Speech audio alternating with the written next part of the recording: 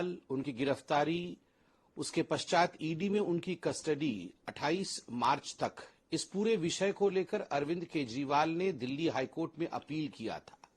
उन्होंने अपील किया था कि उनकी गिरफ्तारी गैर कानूनी है, उनकी गिरफ्तारी इलीगल है, और जो ईडी में उनको कस्टडी दिया गया है 28 मार्च तक के लिए, वह भी इलीगल है, और उनको तुरंत से तुरंत राहत दिया जाए दिल्ली हाईकोर्ट द्वारा।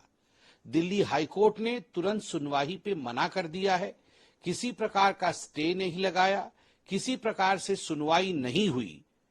ये दिखाता है कि बार बार जो अरविंद केजरीवाल जी के अंदर एक सेंस ऑफ एंटाइटलमेंट है कि मैं भ्रष्टाचार भी करूंगा और मैं कानून का सामना नहीं करूंगा, इसका पर्दाफाश हुआ है।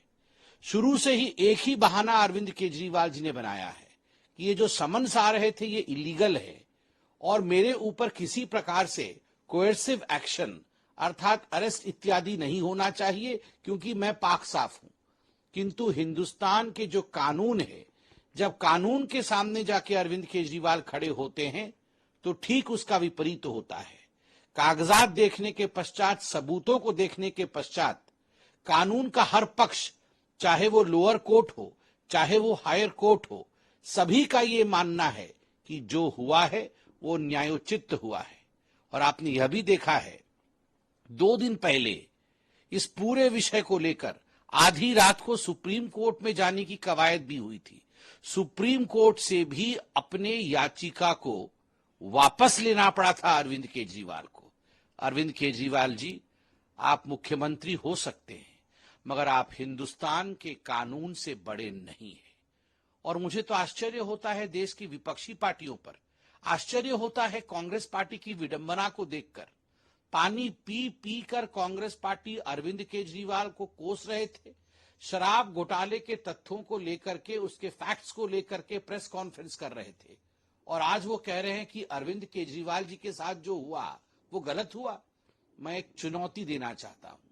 ये चुनौती है सोनिया गांधी जी के लिए, ये चुनौती है मल्लिकार्जुन जी के लिए, ये चुनौती है राहुल गांधी जी के लिए, और ये चुनौती है तमाम कांग्रेस के दिग्गज नेताओं के लिए कि आप एक बार कैमरे में आज प्रेस कॉन्फ्रेंस करके कहिए कि हमारे नेता अरविंद केजरीवाल कट्टर ईमानदार है।